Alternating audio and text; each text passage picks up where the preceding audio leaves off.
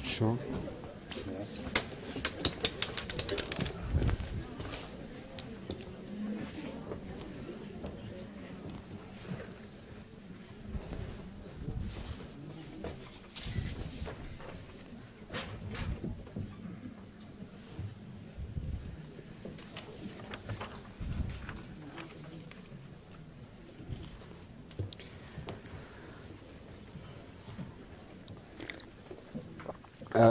Before I start, let me check up that you're hearing me all right, and this is this sound system functioning fine? Well, I had prepared, I have prepared a closely knit, written exposition for you this afternoon, but if you'll allow me to speak more spontaneously, I'll do so in the hope that you won't feel that in doing so I'm not haven't done my homework in what we're talking about. Because I would like to continue from what Dr. Matos has been saying about the nature of this old animal with a somewhat new name of transpersonal. As he was saying, psychology, as it has come to be practiced, and as it's been adopted and entered into and come out of psychiatry, remains for the most part caught up in mechanistic Newtonian, Galilean and Descartesian models of reality.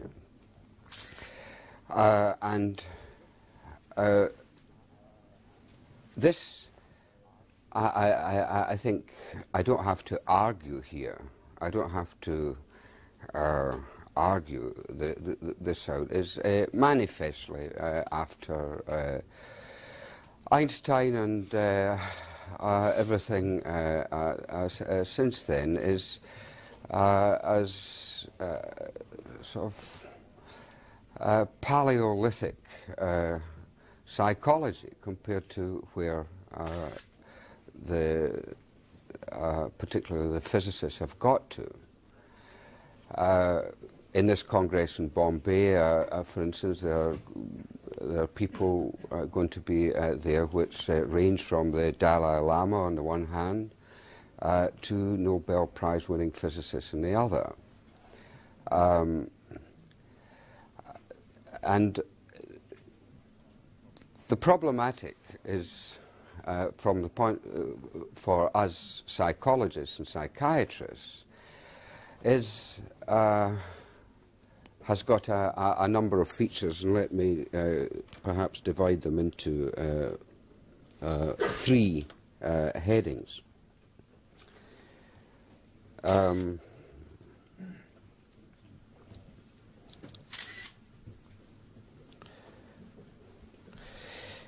In the first place, there's a really major theoretical task from a psychiatric and psychological point of view, which we will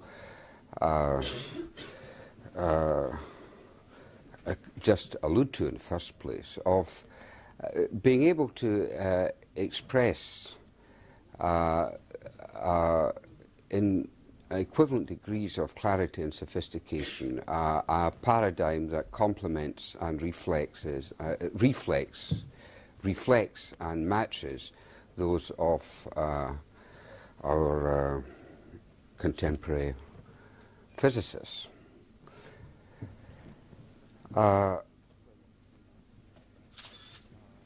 When we have this situation of separate objects in space obeying the same laws,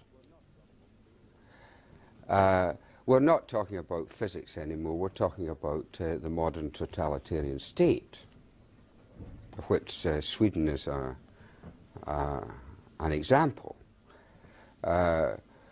We have separate objects, you and me.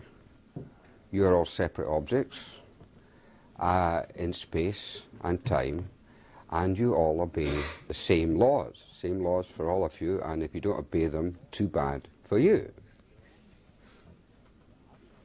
That fair enough? That's not your fault. That's not an accusation. That's a gesture of sympathy.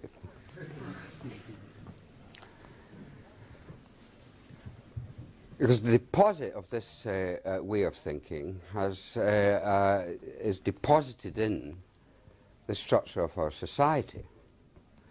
And the structure of our society, based on separate objects, all qualitatively alike, no qualitative difference, and all objects, and all obeying the same laws, is a very quick, rapid way of stating the paradigm of the modern state.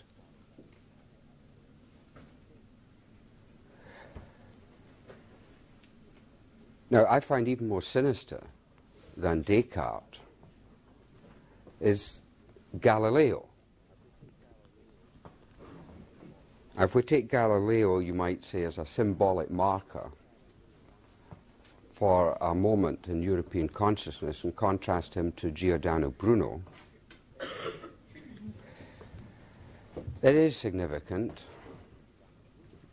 that Giordano Bruno, the speculative philosopher, was the one who was arrested, tortured, and killed, whereas Galileo got off with house arrest and being confined to his excellent wine cellar and being asked to keep his mouth shut he could, and not spread his message around to the vulgar too much. Bruno said,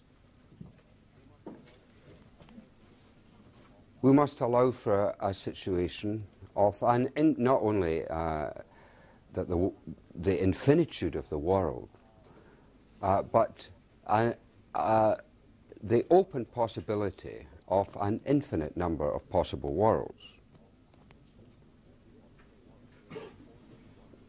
He didn't say there is only one world, there is only one set of the same sorts of qualitatively interchangeable objects, all separate and forever alone in space, and the mystery is how they ever action at a distance ever occurs, which puzzled Newton and nearly drove him crazy.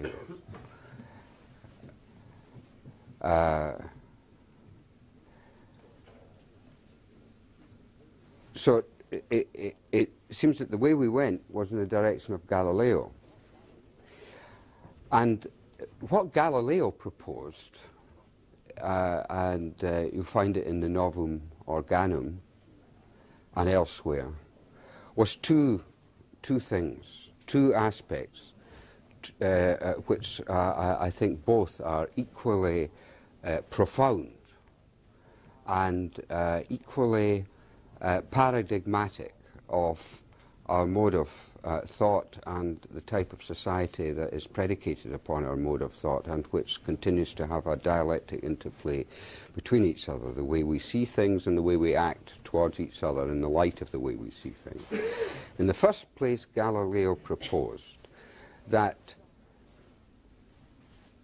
science, and remember, when he used the word science, he's not using it in the way we use it now, 400 or 500 years after him. He was using it in the way it was understood before. It was a word, he's at the beginning of modern science.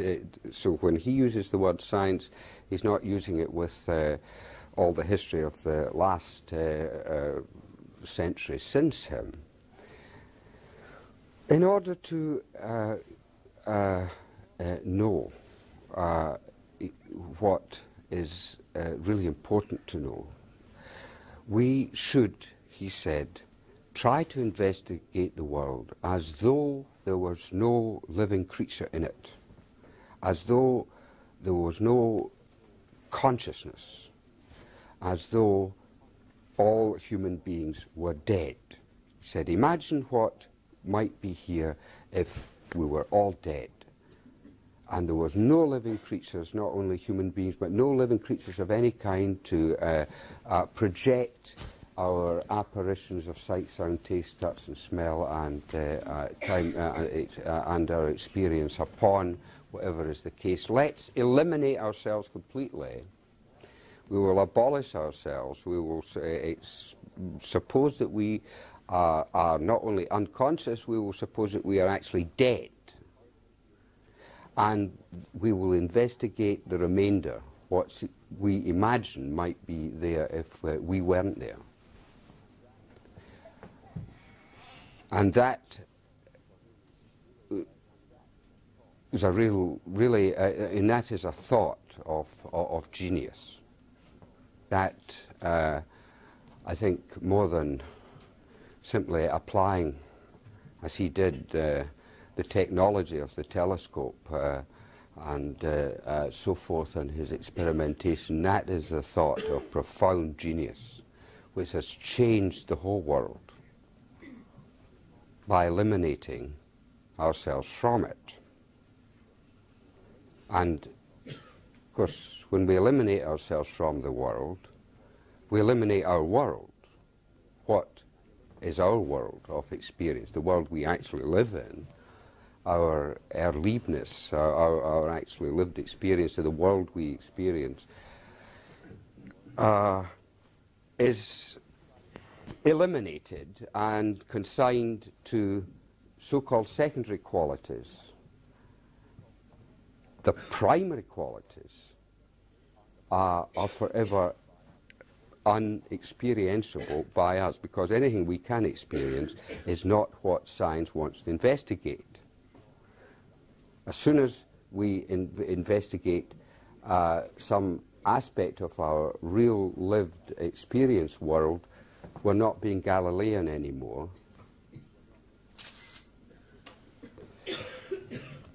So what is the use to a scientist of that world? This world, our world? Well, I asked a very well-known physicist that question a little while ago, and he asked me, please don't use my name when you tell them what I said. I asked him, well, what is it all doing here? I mean, what is it, all this, you know, to you as a mathematical theoretical physicist? And he looked around at it. I mean, you never thought of that, but he said, well, I suppose it's very useful. Now, with the whole world, as we live in it, as it is lived by us, has simply become a very treacherous and imperfect scientific instrument. It's simply a tool. It's something to be used to penetrate beyond it. If we get in the right way of penetrating it to get beyond it, then we can use the world. We can use the whole world as a tool to go beyond it. He said, some months later I met him again, and he said, I admit I said that, but I don't want you to use my, don't tell him that I said that. And it actually changed his mind, he said, having realized that that's what he did think as a physicist. Now, when we've abolished the world in theory like that, it seems only a footnote to wait for us to demolish it in practice. We've already destroyed the world, discarded the world in that Galilean sense of theory. And when we do that, we know that we set a ball rolling, that it seems only a technological footnote now to destroy it in practice, as it has already been done in theory.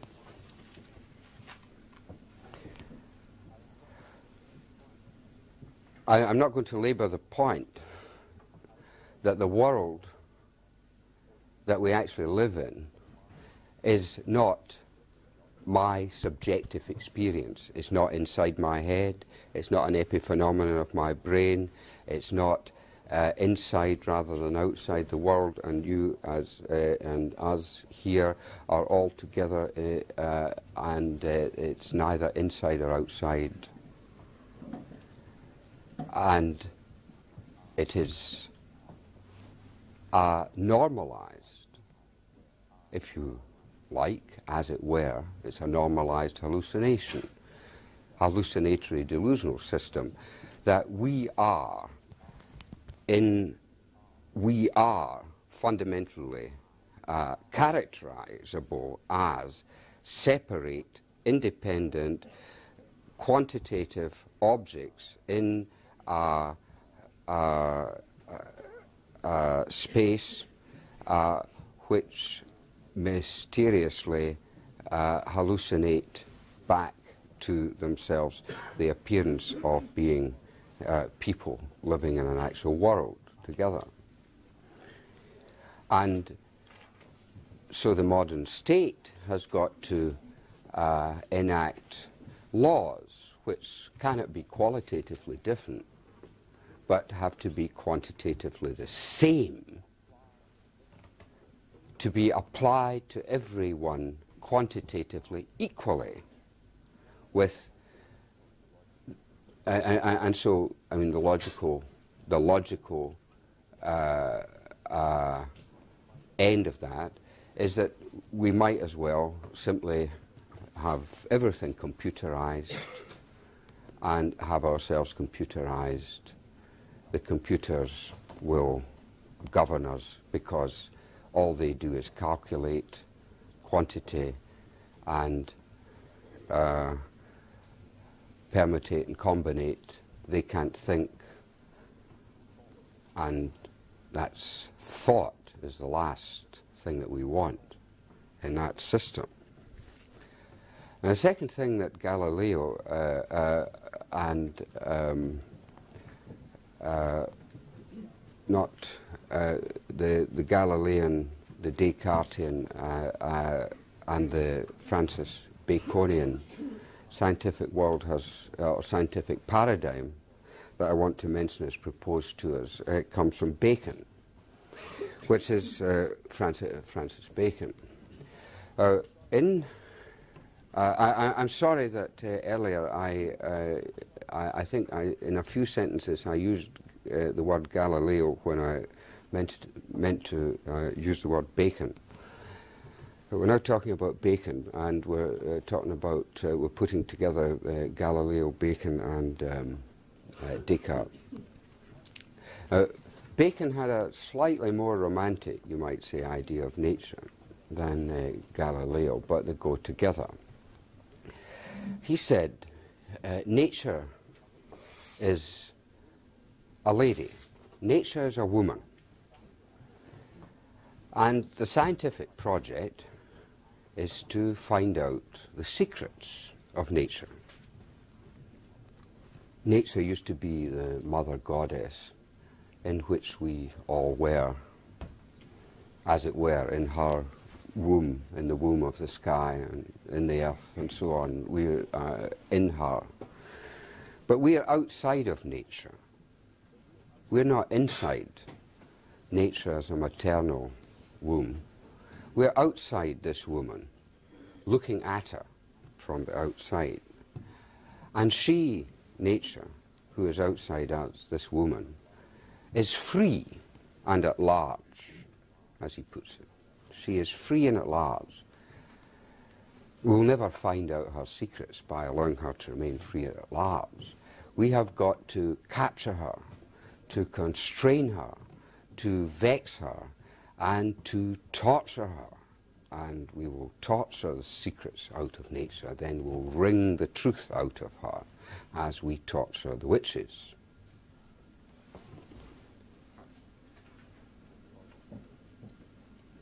for the feminists here and anyone else who's sensitive to that sort of thing, I hope I don't have to sort of indicate the extent of that as a scientific, political, ideological, ontological program, and the extent, whichever way you like to put it, of the divorce and lack of friendliness, lack of love between man standing on the outside of everything that we might say we're inside, with no other interest in nature but to torture her secrets out of her.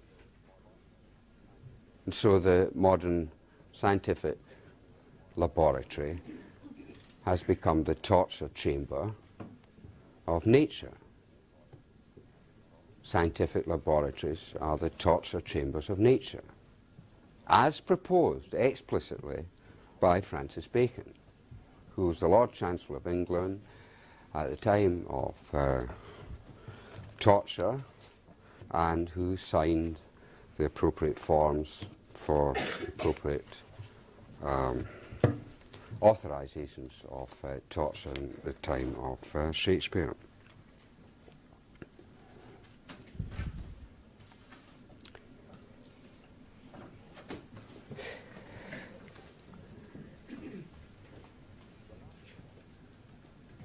The last point then I want to make, and take another 2 or 3 minutes to make it, and then Dr. Matos and I will be available for discussion for a little while. It's all very well talking theoretically about these things, but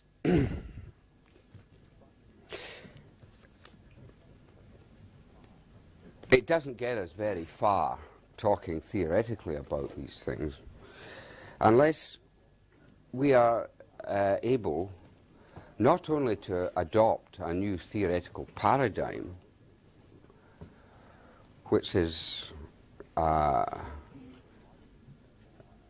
more in line with the insights of these natural scientists who have gone the whole circle in a way and come back to a realization that as the Prigogine and others say, we've got to somehow or other put consciousness back into our equations, because here we sit and we elaborate our tautological laws of tautological spinning out of mathematical equations. And what are these but the regularities and formalisms and of our own minds, of our own consciousness, and then as we, with more and more sophisticated probes, investigate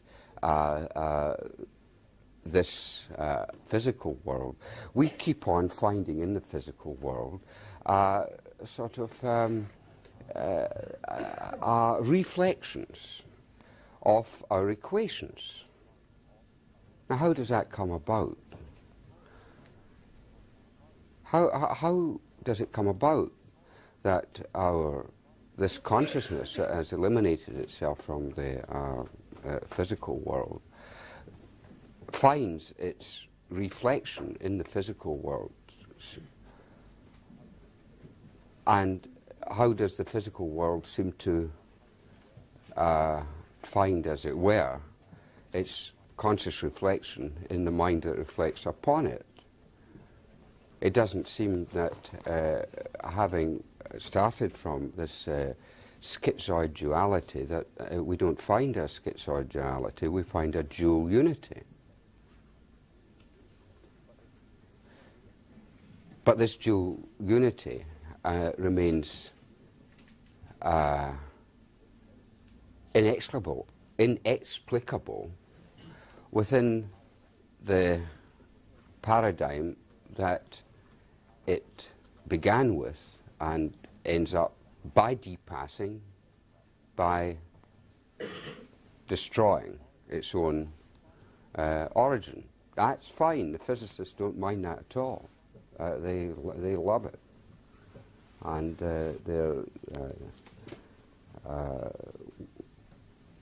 they're deeply puzzled, of course. But I mean, they love it. But we've got ourselves so programmed now that we actually experience ourselves in terms of this hallucinated, delusional, separated paradigm where we're all separate objects in space, or the only and all obeying the same laws, or else. So this means that unless we're very rare people who are able to operate within a society that is predicated upon this, you might say, in a sense. You know, I must ask you not to forget the qualifications that I use at that point of in a sense, as it were, or metaphorically, or by analogy, the in a sense hallucinations that comprise this skin-encapsulated egoic body image of ourselves. Now, so people, I would say, the great majority of people are terrified to discover what awaits them if they abandon that paradigm not only in theory, but in their own experience. And this is where a good deal, not all, but a good deal, whether you to regard it as a lot or but certainly among the people who come to us as psychiatrists, as psychiatric patients, some of them have run in their lives to such a non-composable set of contradictory and paradoxical situations that this paradigm in their own experience has partially broken down without them having gone the whole way and without having dissolved totally and completely, and without them being able to integrate that realization with the life that they and we all have to live in our society as we find it. So in the Western world pays highly for its contradictions, is that quite a number of our own population are in states of confusion and bewilderment and consternation and terror and fright and so on, because they are not able to hold together this experiential shadow of the Galilean, Descartesian and Baconian paradigm, and they haven't been able to cross the river the whole way to the other side. So they get, as it were, shipwrecked somewhere between. Now, as psychiatrists and psychotherapists who profess to be able to be of some service to people in distressed states of mind, we cannot expect to be of any help of beyond pulling people back to this side, into this socially reinforced totalitarian, egalitarian, quantitative, dequantified, de-experientialized, dead world where there's no fun or joy or any genuine celebration of anything, because all that is life, and science is studying death. not even death. We can't expect to be of any genuine service to people beyond imprisoning them, locking them up, monitoring them, surveilling them, looking at them, itemizing quantifiable and repeatable, reliable pieces of data, putting it into a computer, getting out arrays of things, giving drugs, giving electric shocks, and this or that or whatnot, and giving depot injections and putting people back more or less zombified, more or less robotized, back out in the streets, and that's that, and that's a good outcome. We can't expect to do any more than that, because if we're imprisoned in this dreadful mental nightmare ourselves, we can't expect to help other people get beyond it. But there is an open door. There are many open doors. It's an open secret. It's all around, but the dangers of getting out of our enclosed space capsules that we're in, our own straitjackets, our own imposed prisons and reciprocally imposed prisons, are quite real. Otherwise we wouldn't have so many patients. And psychiatrists, I would say, as a profession, are perhaps more afraid of the mind than any other profession. As Adolf Meyer said, the occupational disease of psychiatrists is psychophobia. Psychiatrists, I'm not speaking individually or personally, but characterizing a certain trend within the psychiatric profession is a condition, you might say, of psychophobia, the fear of the psyche, because psychiatrists can see what happens to people whose ordinary ego dissolves to some extent, but who don't find a way of functioning in an integrated manner within our society. In other words, psychiatrists are terrified to become patients because they know perfectly well what happens to a patient. With good reason.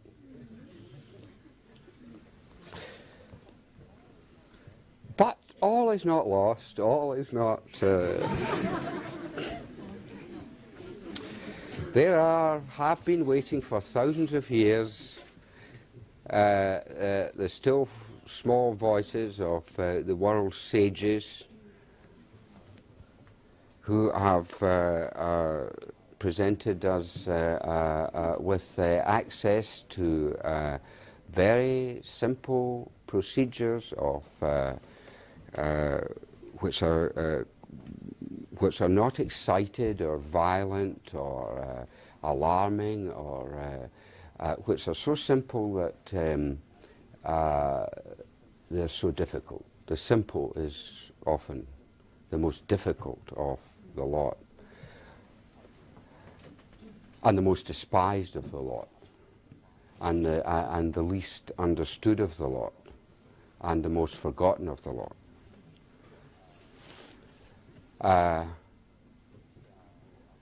These terms go under, you might say, the general heading of meditation, and different traditional practices of dissolving this ignorance of the world as it actually is, which ignorance is both in the Christian tradition, the Judaic tradition, in the Islamic tradition, and in the Hindu and Buddhist traditions, all equate ignorance with what in Christianity is called sin, which is not disobeying the law.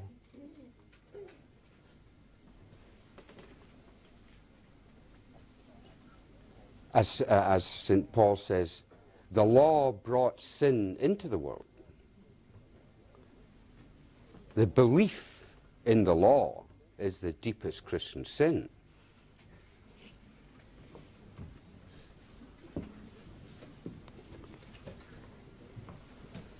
But you're not taught that at Sunday school. So there are ways and means of remedying this situation insofar as it is within our power to do so, and not forgetting that it all depends ultimately, in the end and in the beginning, on the grace of God. But nevertheless, there's an old saying that God helps them who helps themselves. Right. Chamber, which we have in the basement here. And some of those working in the chamber are sitting around. And I wonder, while we're waiting for questions, we're thinking about what you say to the young students here. If there is a torture chamber of science, and you talk about a door and a river, do you think it's possible to work through this torture chamber to cross the river? You talked about the door, but not the tool to use to cross the river. And do you think it's possible through science and torture chamber to come out through the door on the other side for a better life? Or you think there is a shortcut? I think that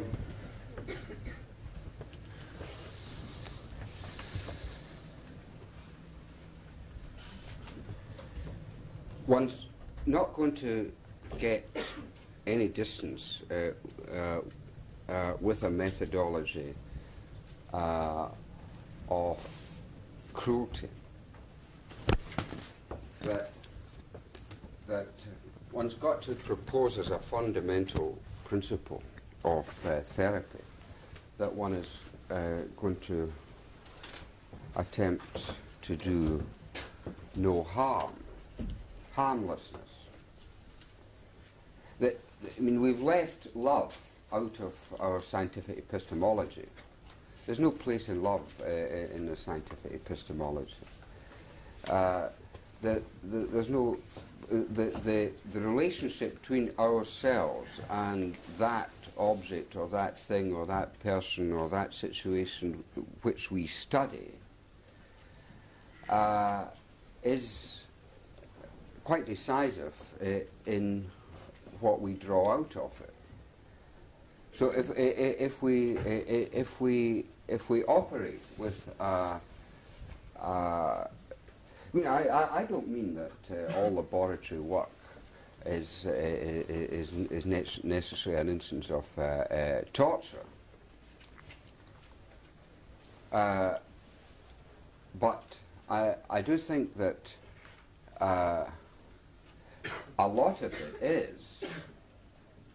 I don't think that one finds out what.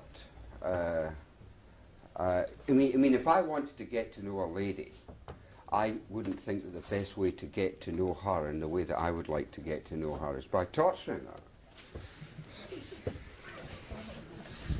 I really do think I know my dog at home much better than I would know about her than if I put her in a harness and cut her up in slices and all the rest of it, and then studied how the bits twitched and salivated when I applied electrical impulses to it. I then wondered how the central nervous system manages to integrate the whole thing together. I mean, it's like taking an apple and cutting it up, and they say, well, what's the integrative function? There must be something that holds all this apple slices together. So we invent marvellous, wonderful problems for ourselves, and lifetimes of research grants and so on that we can't do without, or think we can, that way around. But there's not one piece of neuroscientific research that has come out of the laboratory from Sherrington, Hewlings-Jackson, and the rest of them that has made any serious difference to the way I regard myself and other people and the way I live my life as a human being.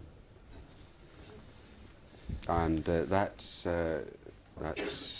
it has made a great deal of difference in the way we treat our patients, like laboratory rats. That's the way we now bring up our children, operate conditioning and all the rest of it, and get them early enough so that we get them. Prevention is better than cure. Get them before they develop schizophrenia. Take them away from their parents and bring them up in special devised state places where we'll condition them to be normal.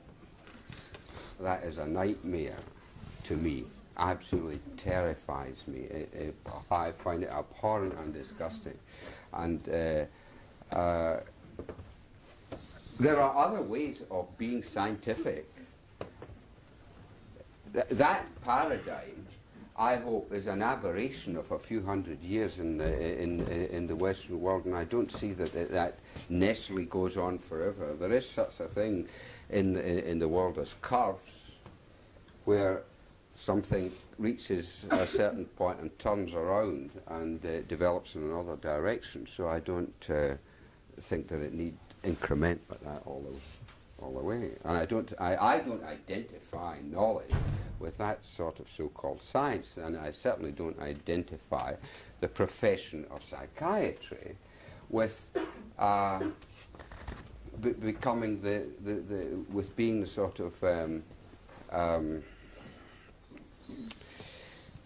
the lackeys or the minions of that already Paleolithic side of physics. Well, students, are you satisfied? Go on through the door. But you have some questions? Yes. There are, since there are many new people here, would you please identify yourself? My name is Thomas. I'm not doing anything particular concerning psychology. I once was a student. I dropped out because I was very disappointed with it. It seemed to be very much concerned with ego and the ideas of like transpersonal psychology 10 years ago was more like the state of being depersonalized, the pathological state which rendered you into a mental hospital if you were unlucky.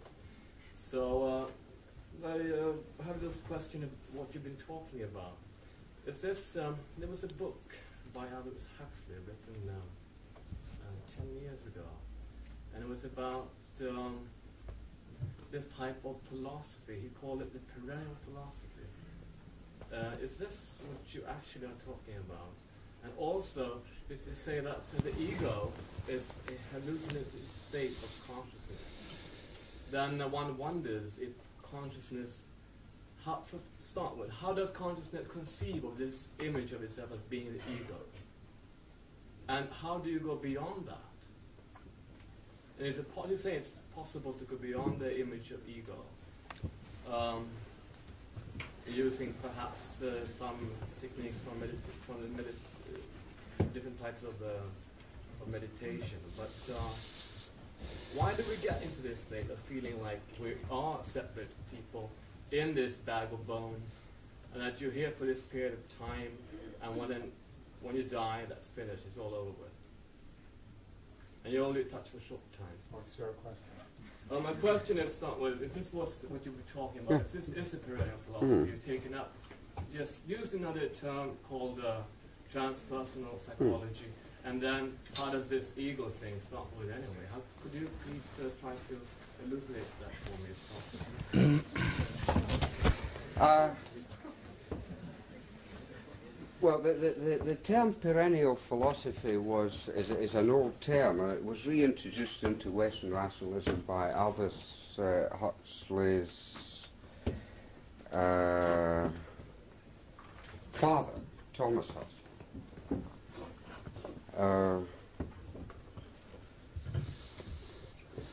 who proposed himself to be with reservations, a sort of Darwinian, and espoused deeply the ethos of investigating nature.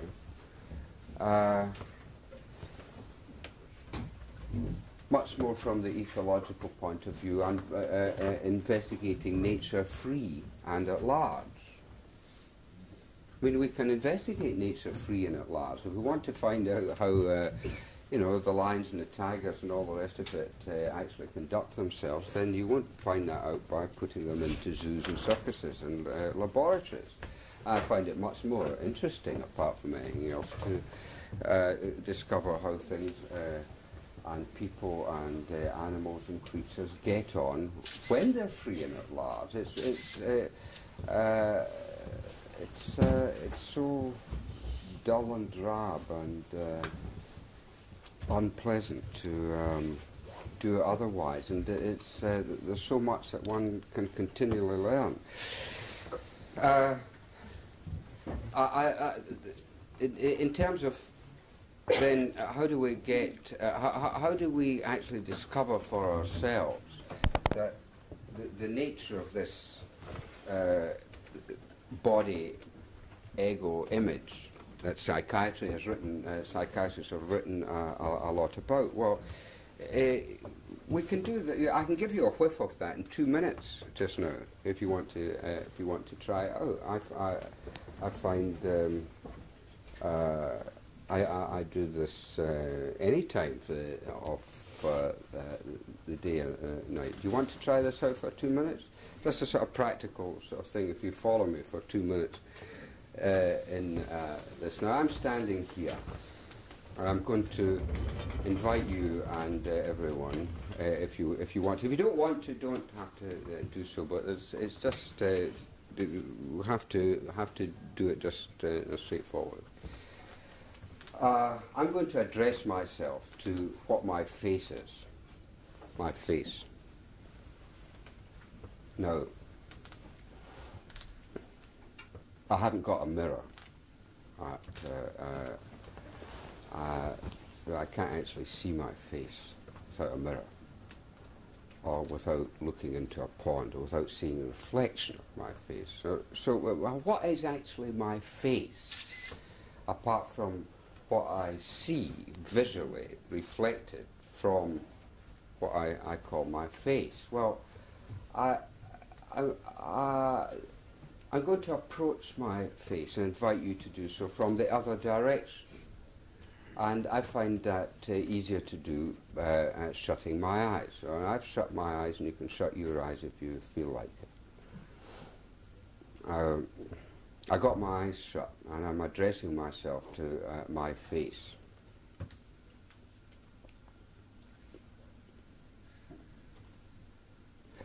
Well, if you hadn't, you might find that what you can find your face. Now, if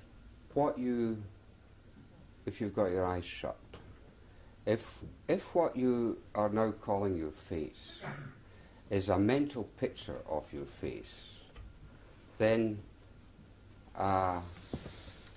that's simply a memory of your own reflection in a mirror. That's not your face. I mean, you might think your face is that mental image that you've got in front of you with your eyes shut, but you turn that mental image round, put it over you, and that's your face. I want to get to one's face as a direct experience of my face. Now, so if I've got this mental image, visual image looking at me, facing me, which I'm out of confusion called my face, which is, as I said, a memory of a reflection in the water, in a mirror. I can let that stay there, but I'm not paying any more attention to that, but of course that's not what I'm trying to get to. I'm now addressing myself to that zone in space where I suppose my face to be. Now the lights are quite hot here.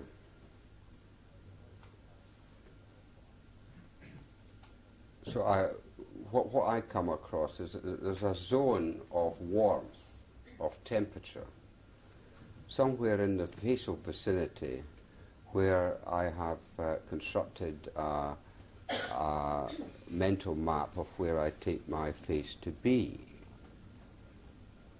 As I'm going to discard this mental map now, because that's not my face, that's a mental image construct, very visualized, but includes kinesthetic and all sorts of muscular cues, etc., etc. All that's looking at my face from the outside and seeing it reflected in mirrors and remembering that reflection and interjections of this and that, etc. So, but there's a sort of zone of warmth in space. It's as I'm talking and concentrating in that zone of warmth.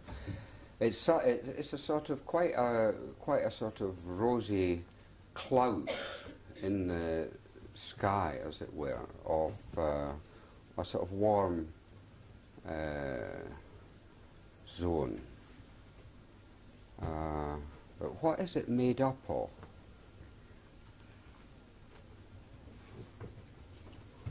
Well, it's warm, but I definitely couldn't say what that is directly, because it's again, I can say that that's my skin, but I'm not addressing myself to the memory of what I see and what I can touch. I'm just addressing myself to what my consciousness can tell me is my face as I'm standing here.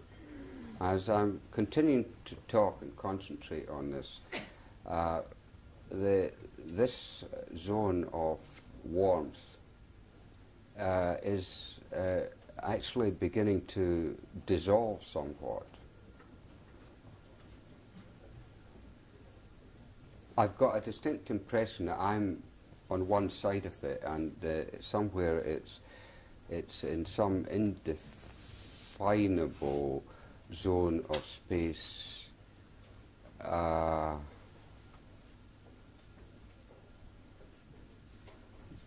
and that those other faces, like mine, that I'm talking to, are somewhere in a space that is, but then that's a visual space that is not the space that I'm now in.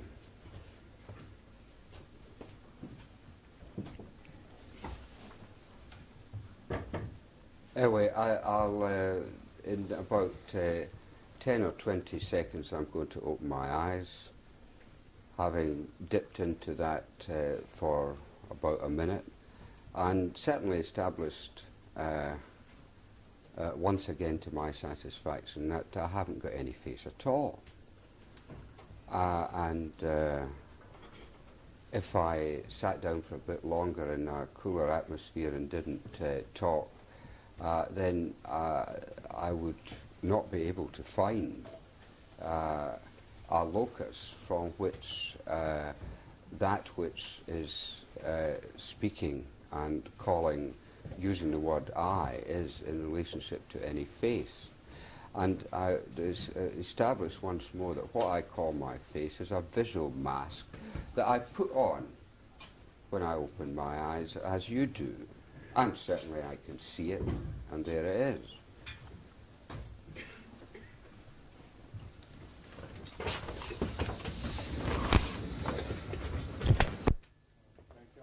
I'm sure there are as many questions as there are people here, and it is getting warm. And the question is, should we take the discussion in smaller groups with refreshment upstairs? Or? Well, I vote for refreshment upstairs anyway.